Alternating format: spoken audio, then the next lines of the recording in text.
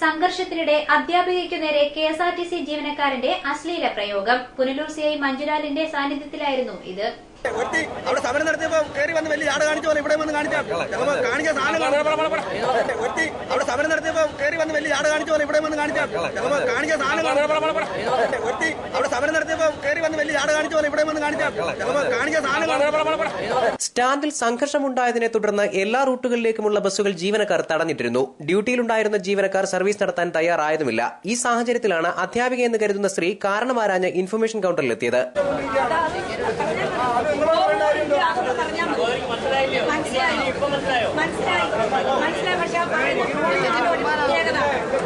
Bus വിടാൻ സാധിക്കുമോ, ഇല്ലെങ്കിൽ തനിക്ക് ട്രെയിനിന് പോകണമെന്നാണ് ഇവർ പറഞ്ഞത്. എന്നാൽ തങ്ങൾക്കെതിരായി സംസാരിക്കുകയാണെന്ന ധാരണയിൽ ജീവനക്കാർ ഇവരെ പിന്തുടർന്ന് തട്ടിക്കയറുകയായിരുന്നു. നിങ്ങളുടെയൊക്കെ സ്ഥാപനങ്ങളിൽ ആരെങ്കിലും കയറുമ്പോഴേ നിങ്ങൾക്ക് അതിന്റെ ഇത് മനസ്സിലാവത്തുള്ളൂ.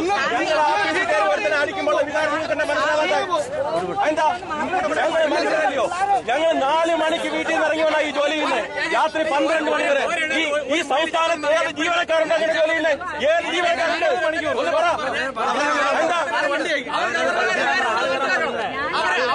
മറ്റുള്ള വണ്ടികൾ അയച്ചേക്ക് മറ്റുള്ള വണ്ടികളിൽ ആള് കയറി മറ്റുള്ള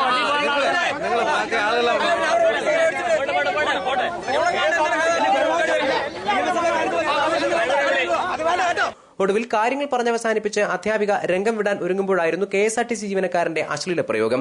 ക്ലിഫ് ഹൌസ് ഉപരോധത്തിനിടെ പ്രതികരിച്ച് ജനശ്രദ്ധ നേടിയ സന്ധ്യയോട് താരതമ്യപ്പെടുത്തിയായിരുന്നു ജീവനക്കാരന്റെ സംസ്കാരശൂന്യമായ പ്രയോഗം. അവിടെ സമരം നടത്തിയപ്പോ കയറി വന്ന് വലിയ ആട് കാണിച്ച പോലെ ഇവിടെ വന്ന് കാണിക്കാൻ സാധനം അവിടെ സമരം നടത്തിയപ്പോ കയറി വന്ന് വലിയ ആട് കാണിച്ച പോലെ ഇവിടെ വന്ന് കാണിക്കാൻ സാധനം. News bureau, Punalur.